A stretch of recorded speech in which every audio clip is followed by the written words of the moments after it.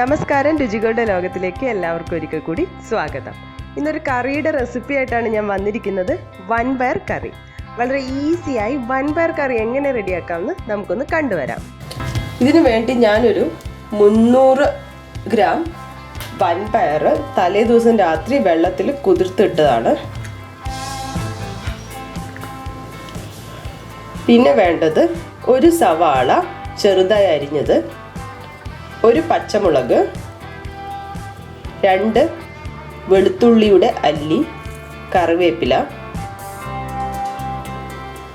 1 teaspoon മുളക് പൊടി, 1/2 teaspoon മഞ്ഞൾപ്പൊടി, 2 ടീസ്പൂൺ മല്ലിപ്പൊടി, 1/2 ടീസ്പൂൺ ഗരം മസാല, ആവശ്യത്തിന് ഉപ്പ്, 1/2 കപ്പ് തേങ്ങ ചിരകിയത്. അപ്പോൾ ആദ്യം നമുക്ക് വൻപയർ വേവിക്കാൻ വേണ്ടി ഞാനിവിടെ കുക്കറാണ് എടുത്തിരിക്കുന്നത്. അതിലേക്ക് നമ്മൾ കുതിർത്ത് വെച്ചിരിക്കുന്ന വൻപയർ ഇട്ട് കൊടുക്കാം. അതുപോലെ സവാള, ആവശ്യമായ ഉപ്പ്, മഞ്ഞൾപ്പൊടി, മുളക് പൊടി,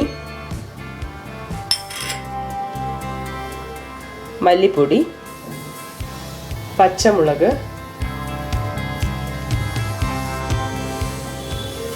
2 വെളുത്തുള്ളിയാണ്. ഇത് ജസ്റ്റ് ഒന്ന് കത്തി വെച്ചിട്ട് ഒന്ന് ചതച്ചിട്ട് ഇട്ട് കൊടുക്കാം. കുറച്ച് കറിവേപ്പിലയും കൂടി ചേർത്ത് കൊടുക്കാം.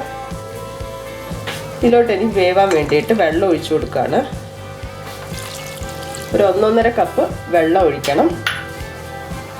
ഇതൊന്ന് മിക്സ് ചെയ്ത് കൊടുക്കാം.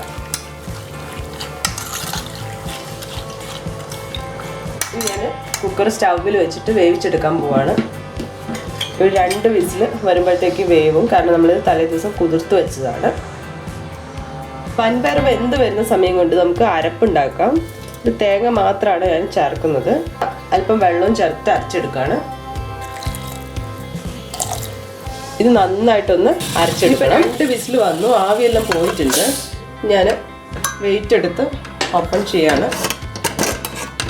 വെന്തിട്ടുണ്ട്. നമുക്കിത് ചെറുതായിട്ടൊന്ന് ഉടച്ചു കൊടുക്കാം.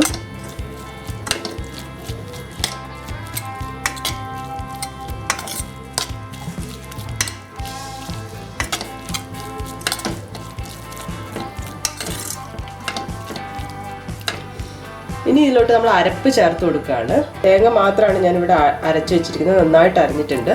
നിങ്ങൾക്ക് വേണമെങ്കിൽ പച്ചമുളക് ഇതിൻ്റെ കൂടെ ചേർത്ത് അരയ്ക്കാം. ഇത് നന്നായിട്ടൊന്ന് മിക്സ് ചെയ്യാം. ഈ സ്റ്റവ് ഒന്നും കൂടി ഓൺ ചെയ്ത് കൊടുക്കുകയാണ്. ഗ്രേവിക്ക് ആവശ്യമായ വെള്ളം കൂടി ഇതിലോട്ട് ചേർത്ത് കൊടുക്കാം. ഇതിന് തിളച്ച് വരണം.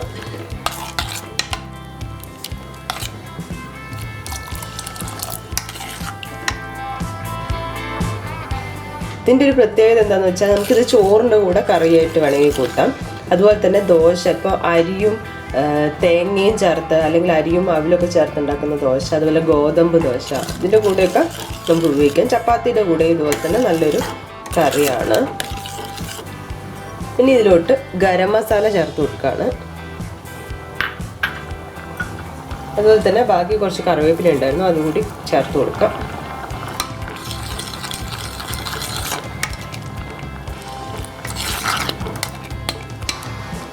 കറി ഇവിടെ റെഡി ആയിട്ടുണ്ട്. ഇനി അവസാനമായിട്ട് ചെയ്യുന്നത്, നമ്മളിതിൽ താളിച്ചിടുകയല്ല ചെയ്യുന്നത്, ഇതിലോട്ട് പച്ച വെളിച്ചെണ്ണ ചേർത്ത് കൊടുക്കുകയാണ് ചെയ്യുന്നത്. കുറച്ച് വെളിച്ചെണ്ണ ഇതിലോട്ട് ഒഴിച്ചു കൊടുക്കാം. നമുക്ക് സ്റ്റൗ ഓഫ് ചെയ്യാം.